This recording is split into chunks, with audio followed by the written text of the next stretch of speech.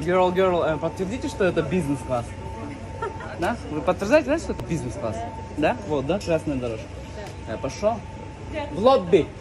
Я в лобби. Я в лобби. В лобби. Аэростана 90 тысяч билет. Что там, пройти можно, да? У брата Каспий взял за рассрочку. А? Что там? Что? Айдос, король. Бизнес-класс точно проедет, да? Бизнес? Опа! А что такое? Что? Рахмет. Сальмансың. Досмотр, все.